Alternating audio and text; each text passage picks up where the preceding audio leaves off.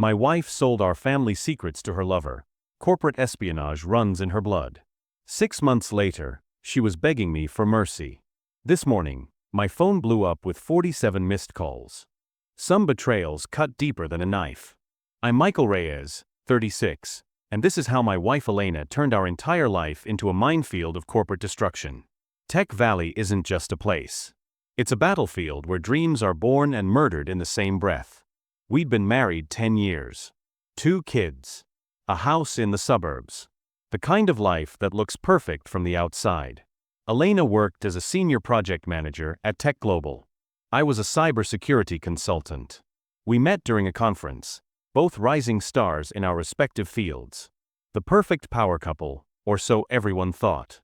The first hint came through an encrypted email I accidentally intercepted while helping her with a computer issue. Fragments of confidential project documents. Detailed technical specifications. The kind of information that could sink entire companies.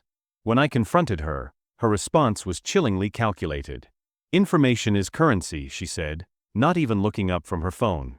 Sometimes you have to play the game to win. Her lover was Marcus Reynolds, a competitor from a rival tech firm. The kind of guy who'd sell his own mother for a competitive edge. The thing about betrayal is it doesn't announce itself with a loud bang. It creeps in quietly, like poison. I didn't confront Elena immediately. Smart move, right? I started collecting evidence. Every single digital breadcrumb she'd left behind. My buddy Ryan works in corporate intelligence. Off the record, I told him during a late-night beer session. Ryan's the kind of guy who can find skeletons in any digital closet. He helped me trace the encrypted communications, track the connections. Turns out, this wasn't just a one-time thing. Elena had been building this network for months. Carefully. Systematically. The corporate espionage wasn't some random side hustle. It was a professional operation. Our company's entire strategic roadmap became a digital crime scene. Detailed project plans. Proprietary algorithms. Customer data. The kind of information that could destroy a tech startup overnight. I discovered she'd been talking to multiple buyers. Not just Marcus. Multiple potential corporate raiders. Each conversation more chilling than the last. Discussions about pricing. How to sanitize the stolen information. Ways to make the data untraceable. Our friends had no idea.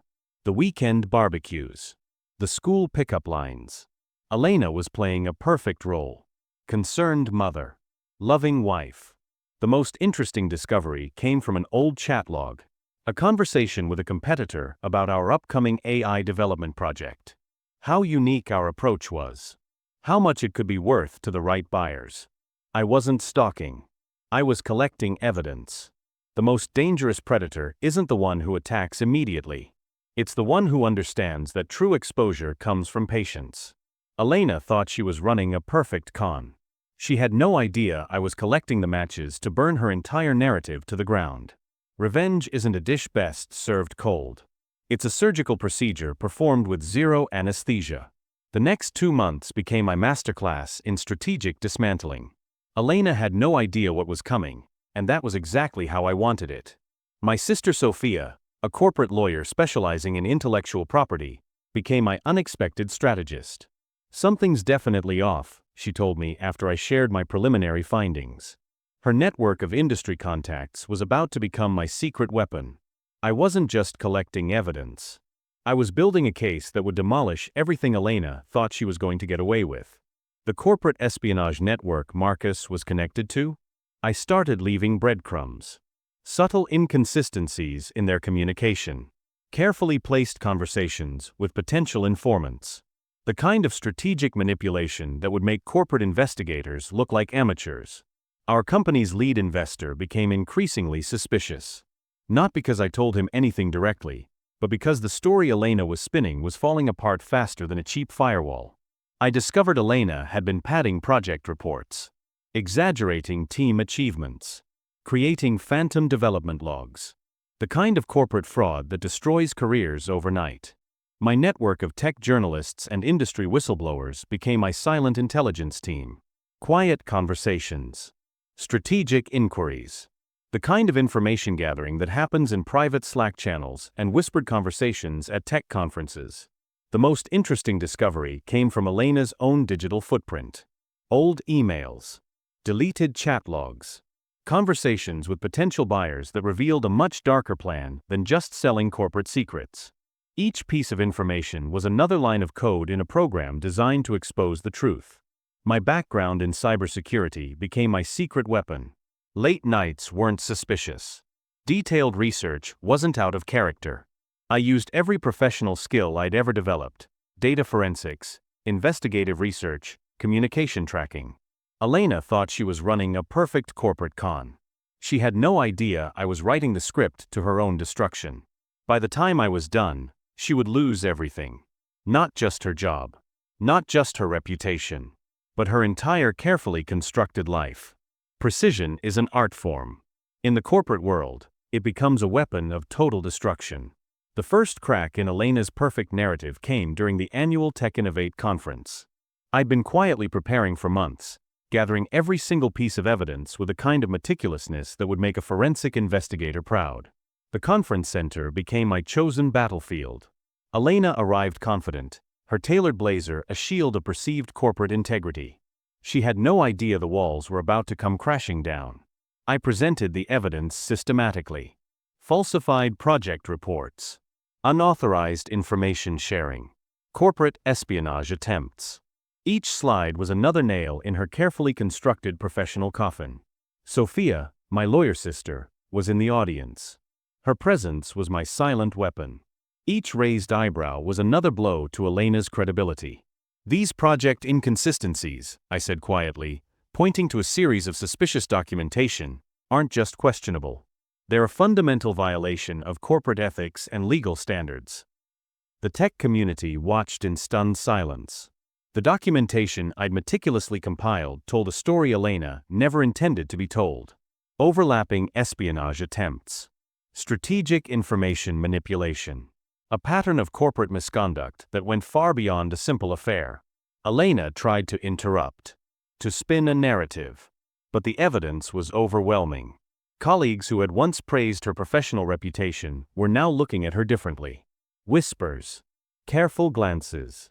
The perfectly crafted image was crumbling in real time. I hadn't done anything dramatic. I'd simply let the truth speak for itself. Some people believe in confrontation. I believe in letting evidence do the heavy lifting. Elena thought she was running a perfect corporate con. She was about to learn that perfect plans are often the first to fail. The first domino had fallen, and I was just getting started. Reputations are like spider webs, delicate, interconnected, and easily destroyed. Elena's carefully constructed professional network began to disintegrate faster than she could manage damage control. Tech industry message boards, professional networks, and industry forums became a battlefield of truth. Colleagues who had initially supported her corporate projects started asking uncomfortable questions. The kind of questions that don't have easy answers. My old college roommate, Jake, who now works in tech recruitment, became my unexpected ally. "I always thought something was off," he confided during a carefully arranged coffee meeting.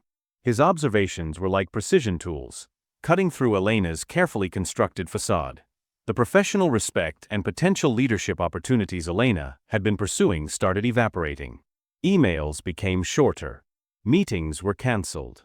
Professional relationships she'd spent years building were disappearing overnight. Professional social media became a minefield. Screenshots of unethical communications. Detailed evidence of corporate betrayal. The perfectly curated professional profile was crumbling in real time. Tech networks began to see the truth. The late-night strategy sessions. The hushed conversations. The pieces started falling into place. Her closest colleagues were the first to truly break ranks. Whispered conversations at tech conferences. Careful sharing of discovered inconsistencies. Their protective shield was crumbling. I didn't do anything dramatic. I simply let the truth do the heavy lifting. Professional networks began to collapse. Associates who had once praised her innovative approach were now asking hard questions. Investigations were launched. Reputations were at stake. The most dangerous strategist isn't the one who attacks immediately. It's the one who understands that true exposure comes from patience. Elena thought she was running a perfect corporate con. She was about to learn that perfect plans are often the first to fail. The professional web was unraveling. And I was watching it come apart, thread by careful thread. 3 weeks after Tech Innovate, Elena's corporate mask had cracked wide open. Internal investigations were no longer whispers in boardrooms. They were subpoenas, cease and desist letters, and full-on audits. Her access was revoked. Her inbox, once a hub of power lunch invites and NDA-covered deals, was now a legal minefield. Sophia's contacts in the legal world confirmed what I suspected. Marcus Reynolds had fled. His firm issued a bland press release. Mr. Reynolds has taken an indefinite leave of absence due to personal reasons. Translation: the rats were abandoning ship. Fast. But this wasn't over. It was just the second act. I wasn't after revenge anymore. That had already begun playing itself out. I was after preservation. For my company. For my kids. For the integrity of everything Elena tried to sell for a quick payout. Ryan and I compiled our final dossier. 67 pages, meticulously structured, each section timestamped, referenced, cross-verified. We handed it over to the federal investigators assigned to Tech Global's breach. Honestly, one of them said after scanning the evidence, you've already done half our job. Damn right I did. Because while Elena played games in the dark, I learned to weaponize the light. The fallout came fast. Elena was named in the federal indictment against Marcus and 2 other corporate execs from rival firms. They were charged under the Economic Espionage Act, an actual rarity in our circles. Maximum penalty? 15 years. Each. That's when the 47 missed calls started. Her voice in the voicemails wasn't the Elena I married. It was the Elena who ran out of moves. No backup plan. No spin. Just a woman watching her empire collapse pixel by pixel. Michael, she sobbed in one message, they froze the accounts. The lawyer quit. Marcus left the country. I don't know what to do. She knew. Deep down she knew. This wasn't a mistake. It was a blueprint. One she wrote with every stolen file, every burner phone, every meeting in hotel bars with men who treated secrets like stocks.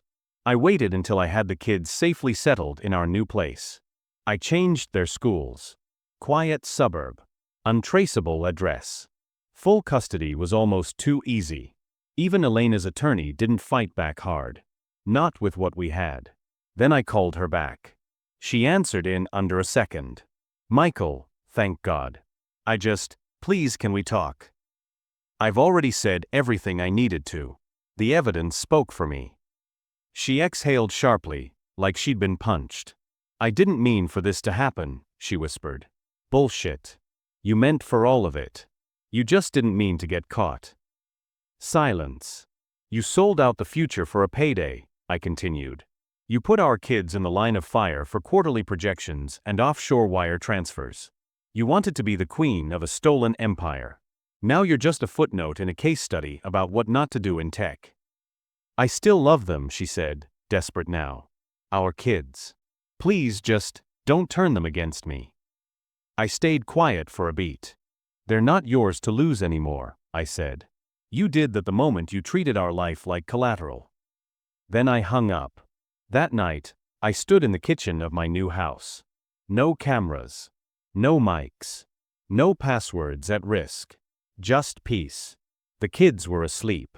Ryan sent me a text. FBI just issued a warrant. You win. But this wasn't about winning.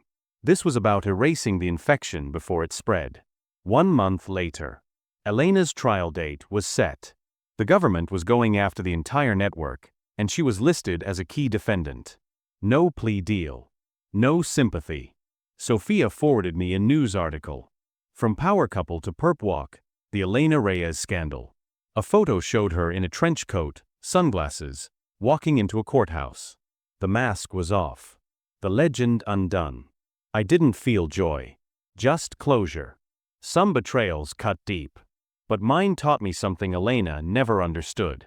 In tech, trust is the real currency. And hers was counterfeit from day one. 3 months later, the courthouse was colder than expected.